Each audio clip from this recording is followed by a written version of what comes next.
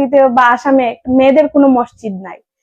দুবাইতে মেয়েদের জন্য মসজিদ আছে সেপারেটলি, মানে উপরে বিল্ডিং আছে, নিচে ছেলেরা পড়বে, উপরে মেয়েরা।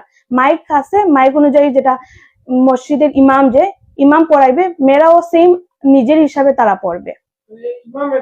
ইমাম একজন থাকবে, মাইক থাকে, ইমাম মাইক লাগাইয়ে নমাজ পড়বে। না, হ্যাঁ, আমি যে এত তেরাবি আসলো, আমি সব তেরাবি আমি মসজিদে পড়ছি। ইনফ্যাক্ট আমি সবসময় নমাজ মসজিদে গিয়ে পড়ি। আমার দুবাইয়ের মধ্যে বেশি যে একটা জিনিস ভালো লাগে, এটা মসজিদে। আমি বাবাকে বলছি ইনশাআল্লাহ যদি কোনো হয়, যদি নিজে কিছু বলতে পারি, আমি এই সিস্টেমটা আমি হাইলাকান্দিতে আনতে চাই। পড়বো, আমি নিজের বিজনেসটাও করব। আমি এটা নিজে বলছি যে অতটা পরে নিয়েছি, কিন্তু একটা আছে না, নিজে কিছু করব।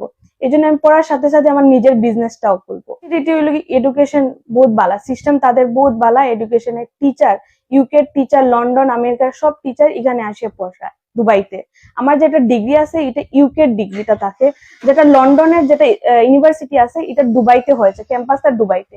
আর আমি যেটা ডিগ্রি পাবো এটা ইউকে ডিগ্রি হবে আমার, মানে দুবাইতে ক্যাম্পাসটা তাদের, আর আমার ডিগ্রিটা হবে ইউকে ডিগ্রিটা। দুবাইতে উচ্চশিক্ষার আর কি কি সুযোগ রয়েছে?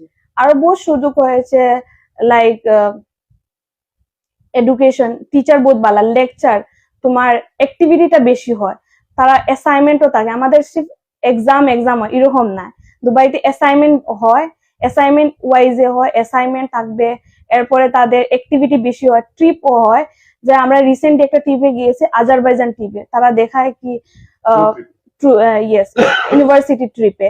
এরপর অ্যাক্টিভিটি আছে যারা তারা ইন্ডাস্ট্রিতে, কোম্পানিতে, বড় বড় মিটিং এ তারা আমাদেরকে নিয়ে যায়। এটা মোস্ট ইম্পর্টেন্ট।